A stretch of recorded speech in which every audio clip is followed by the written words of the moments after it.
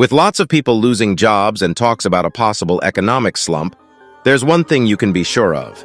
It's never too late to begin saving for unexpected situations. Inflation has been going up, like the Consumer Price Index rising by 3.4% as per info from the Bureau of Labor Statistics, BLS. This means you have to spend more on the same stuff, and it can eat into the money you can spend freely. Figuring out how to save money and handle the money you have can set you up well for whatever comes your way.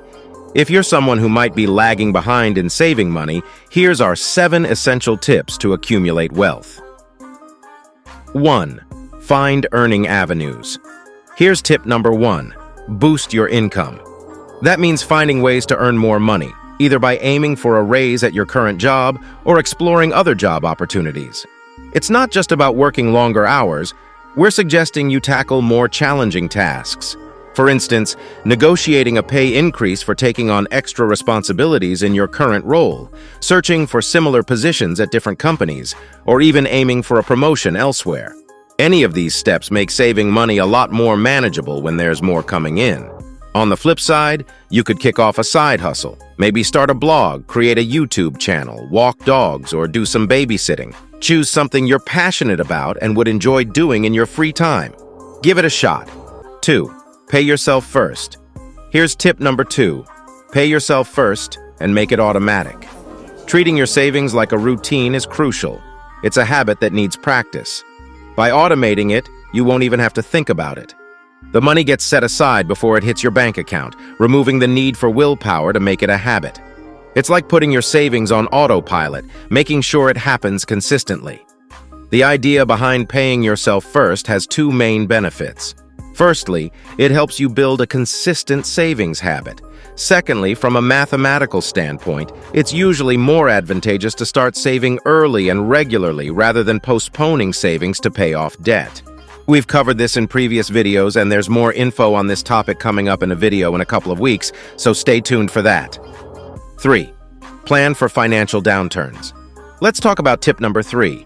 Be ready for financial challenges.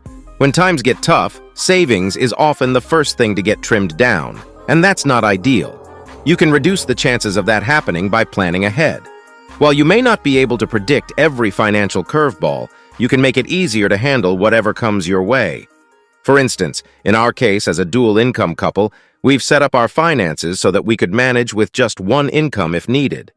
Additionally, ensure you have all the necessary insurance coverage.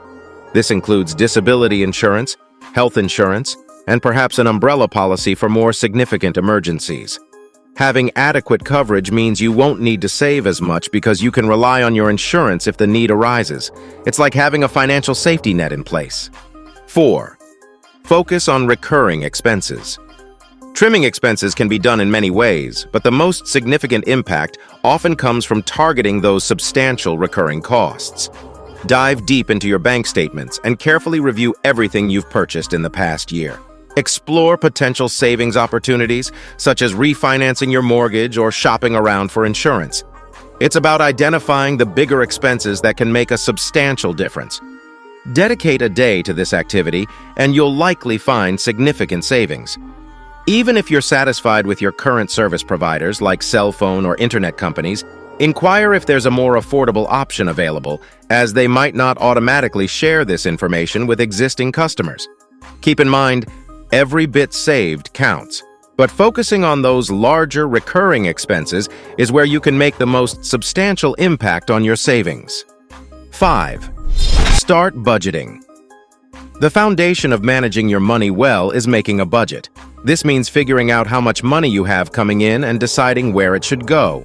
Look at your credit card bills, bills you need to pay, bank statements, and all your expenses like rent, insurance, transportation, and electricity.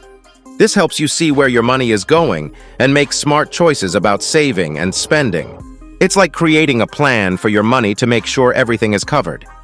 Now that you have a list of all your expenses, subtract that total from your income. Income is the money you earn from your job, pension, government benefits, investments, or any other source. It's a good idea to check your budget every year, especially if your financial situation changes. If you notice your expenses are more than your income, Think about where you can spend less to reach your savings goals. It's like adjusting your plan to make sure your money is working for you. 6. Practice the art of frugality. Have you ever attempted to go an entire day without spending any money? If not, why not give it a try? The aim of this challenge is to avoid using any money for a full 24 hours. It might sound challenging, but it's actually easier than you might imagine. Just make sure to plan ahead and pick a weekday when the temptation to spend is lower. To maximize this frugal day, consider biking or walking to work, bringing your own lunch, and enjoying any free coffee your workplace might provide. Once you're back home, resist the temptation to go to the grocery store. Instead, prepare a wholesome dinner and then relax with a free ebook or streaming movie. You might be amazed at the money you save. Feeling up for an additional challenge? Consider going a whole week without spending a single dime. While there may be some things you miss, you'll also find plenty of things you can live without. 7. Keep your impulses in check. Modern conveniences like ATMs, credit cards, and online shopping have made it easy for us to spend money, especially on things we desire but don't actually need. As we approach the temptation to make a purchase, our ability to resist often weakens until we give in. Research suggests that self-control is akin to a muscle that can get tired with excessive use. In practical terms, individuals with lower incomes may experience faster depletion of self-control as they confront more frequent and challenging financial decisions. It's not about having less self-control. Everyone possesses the same amount of self-control.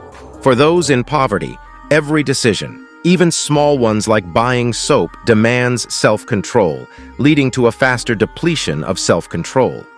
If you find yourself tempted by something, it's a good idea to delay the purchase for at least a day or even 30 days for significant non-essential items. Following this approach, you might discover that your desire to buy diminishes over time. Another strategy to curb the urge to purchase is to calculate how many hours of work the cost represents. This perspective may make you reconsider the value of the item and whether it's truly worth the purchase. This security provides flexibility for the most crucial aspects of life, such as health, family, love, and friendships. Thanks for watching. We will see you in the next video.